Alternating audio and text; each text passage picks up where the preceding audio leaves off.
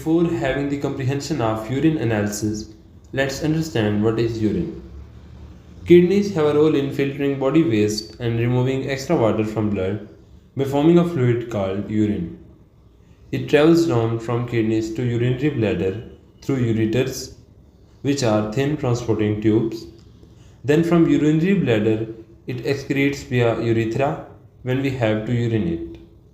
Urine analysis means testing of a urine, which is the waste and excretory fluid of our body, and its diagnosis may be related with the urinary tract infections, kidney diseases, and diabetes, etc.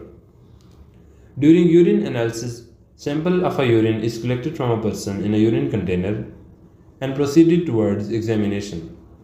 This taken sample is then examined physically, chemically, and microscopically. In its physical examination, urine sample includes its color, normally pale yellow, volume should be adequate, odor cannot be noticed if normal, and clarity if colored or have cloudy appearance. Then we have its chemical examination. Urine is chemically examined by dipstick method, which is thin plastic stick having strip of chemicals on it.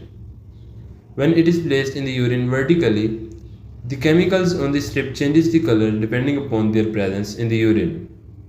Unchanged colors may tell about the inadequacy of chemicals in the urine.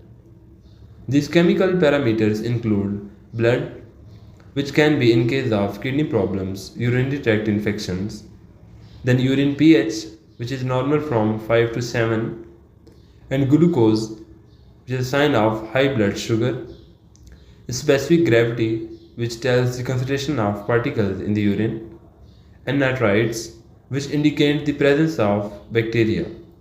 Because when bacteria enter in your urinary tract, they convert nitrates into another chemical, nitrites.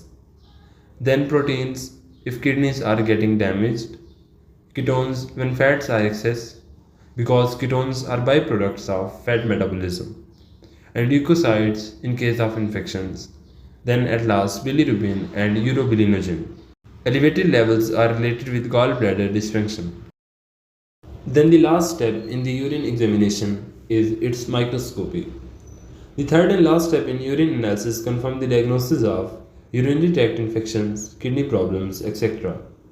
It can help the professional to look for epithelial cells, which covers the lining of different organs, crystals, which can be of calcium oxalates, etc., bacteria, E. coli, which is responsible for the infection of urinary tract, and parasites including trichomonas, etc.